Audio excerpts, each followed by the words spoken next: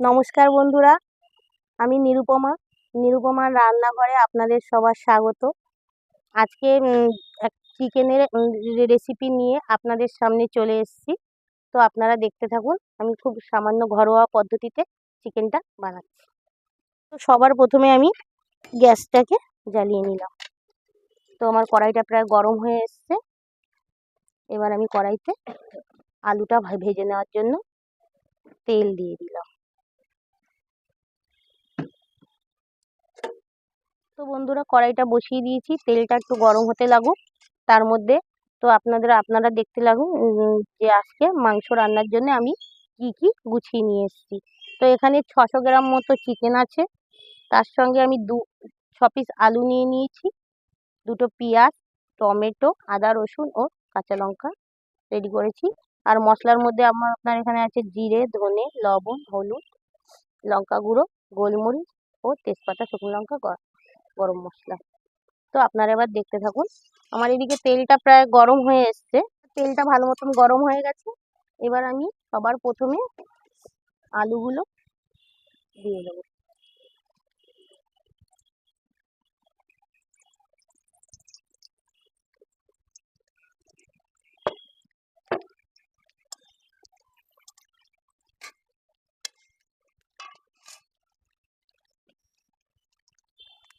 তো আলুর মধ্যে একটু লবণ দিয়ে দিলাম, আর একটু পরিমাণ মতন একটু হলুদ গুঁড়ো দিয়ে দিলাম।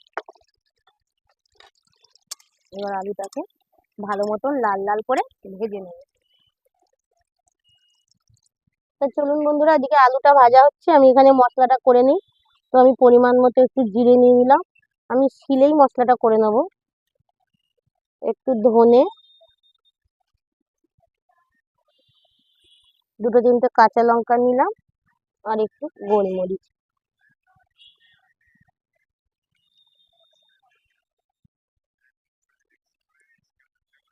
এই দেখুন, এইটুকু জিরে, ধনে, গোলমরিচ ও কাঁচা লঙ্কা নিয়েছি। এটাকে আমি এবার শিলে ভালো করে বেটে নেব। তো আপনারা দেখুন।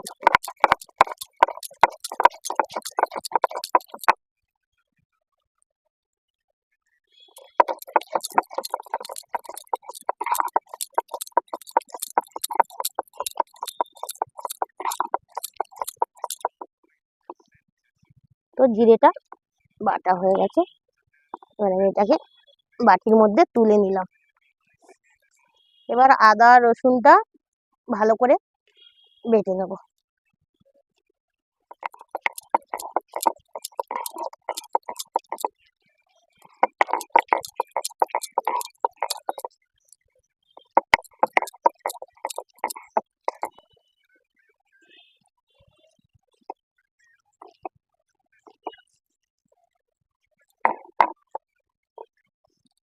তো আদা রসুনটা বাটা হয়ে গেছে। এবার আমি আদা রসুনটাকেও নামিয়ে নিলাম বাটিতে।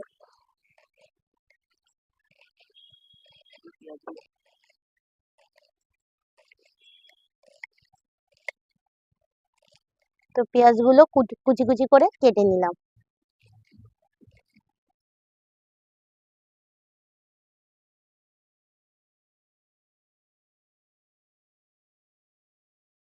টমেটোটাকেও আমি 4 ফালি করে নিলাম।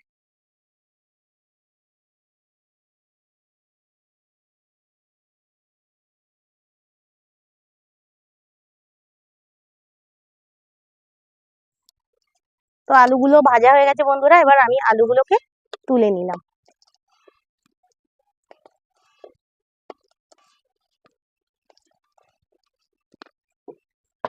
তো আমি আরেকটু এই আলু ভাজার তেলের মধ্যে আবার একটু পরিমাণ মতন তেল দিয়ে দিলাম, খুব বেশি তেল দেব না।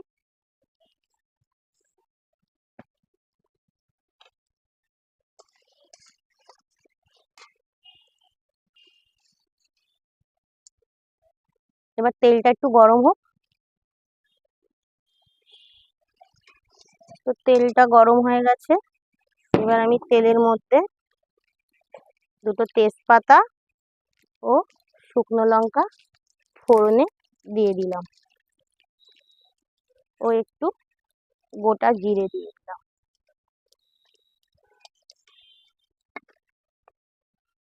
পেঁয়াজটাকে দিয়ে দিলাম। বন্ধুরা, পেঁয়াজটা লাল লাল করে ভাজা হয়ে গেছে। এবার আমি এর মধ্যে আদা রসুন বাটাটা দিয়ে দিলাম।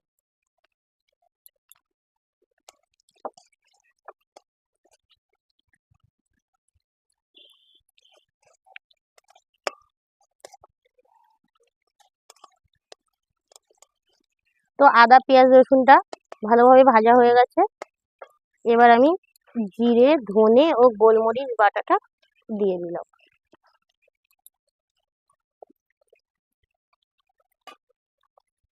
এবার আমি পরিমাণ মতো লবণ দিয়ে দেবো।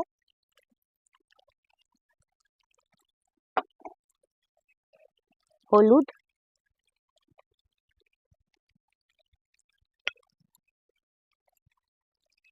লঙ্কার গুঁড়ো,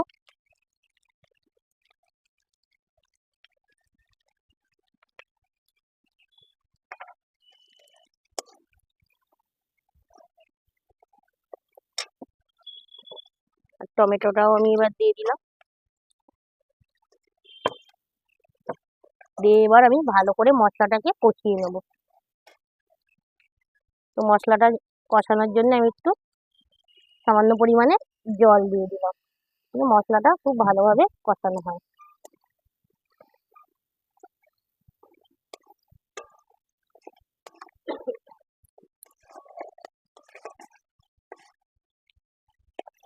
মশলা থেকে তেল ছাড়া পর্যন্ত মশলাটা ভালো করে কষিয়ে নেব। তো দেখুন বন্ধুরা, মশলা থেকে এবার প্রায় তেলটা ছেড়ে দিয়েছে। এবার আমি চিকেনটা এর মধ্যে দিয়ে দেবো।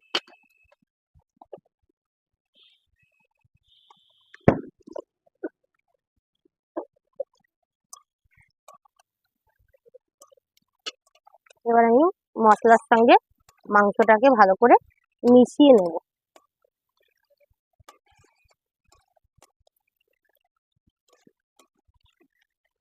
তো আমি মাংসটা ভালো মতন কষানোর জন্য গ্যাসটাকে একটু সিম করে দিয়ে ঢাকনা দিয়ে ঢেকে দিলাম। এবার খানিকক্ষণ ঢাকনা দিয়ে একটু ঢেকে দিলাম। এবার খানিকক্ষণ এটা কষানো হোক।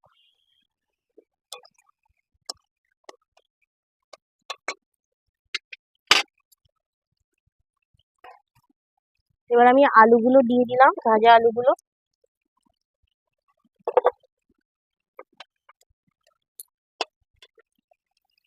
দিয়ে আরো 5 মিনিট মতন ভালো করে কষিয়ে নেব।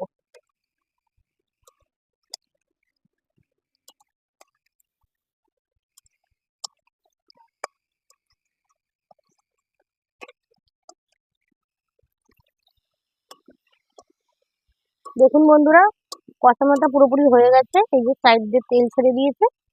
এবার আমি এতে পরিমাণ মতো জল দিয়ে দেবো।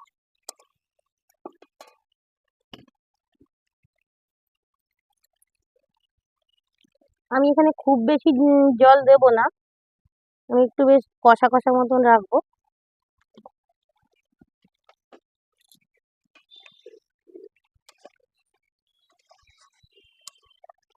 মাংসটা সিদ্ধ হওয়ার জন্য যতটা পরিমাণে জল লাগে আমি ততটা পরিমাণে জল দেবো।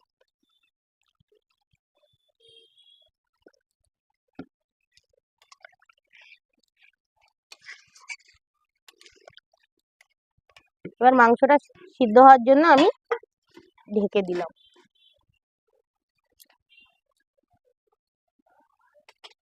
এবার আঁচটাকে জোর করে দিলাম।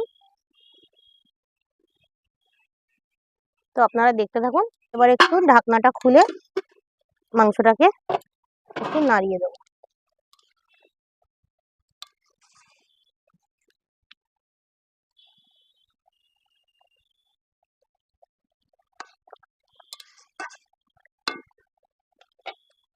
আবারও একটু ঢেকে দিলাম।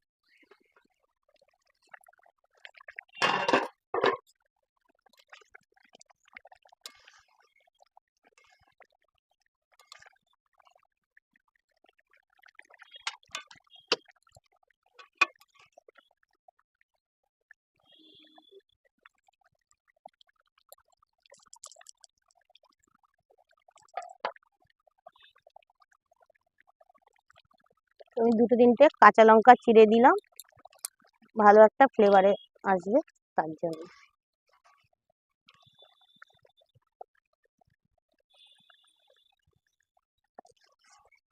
তো বন্ধুরা আমার মাংসটা প্রায় হয়ে এসছে, আলুও সিদ্ধ হয়ে গেছে, মাংসও সেদ্ধ হয়ে গেছে। এবার আমি গরম মশলা বাটা দিয়ে মাংসটা নামিয়ে নেব। তো আমি গরম মশলাটা বেটে রেখেছিলাম, এবার আমি গরম মশলাটা দিয়ে দিলাম।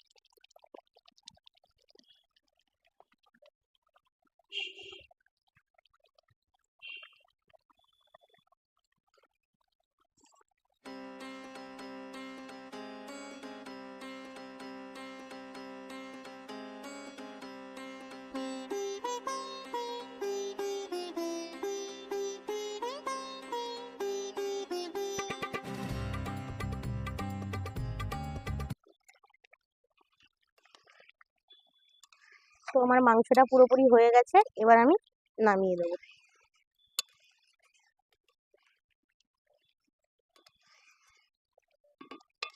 তো আমি শুকনো লঙ্কার গুঁড়ো, কাশ্মীরি লঙ্কার গুঁড়ো দেইনি, ওই জন্য কালারটা একটু সাদা সাদা টাইপের হয়েছে। বেশি একটা মশলা না, খুব অল্প পরিমাণে মশলা দিয়ে আমি মাংসটা রান্না করলাম। আপনারাও আমার মতন এরকমভাবে রান্না করে দেখবেন, ভালো লাগবে। মাংসটাকে বোলের মধ্যে নামিয়ে নিলাম।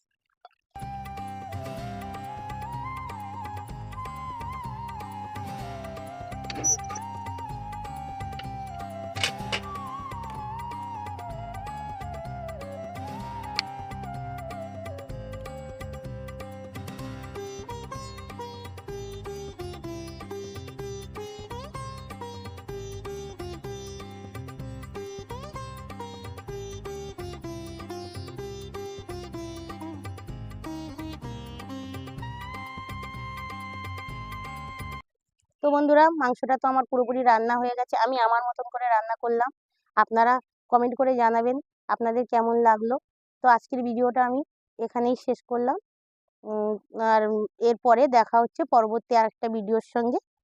তার ততক্ষণে আপনারা আমার চ্যানেলটার সঙ্গে থাকুন ও আমাকে একটু সাপোর্ট করবেন ও লাইক সাবস্ক্রাইব করবেন। তো এরকম নতুন নতুন রান্নার রেসিপি পেতে হলে নিরুপমার রান্নাঘরের চ্যানেলের সঙ্গে আপনারা থাকবেন। তো ধন্যবাদ।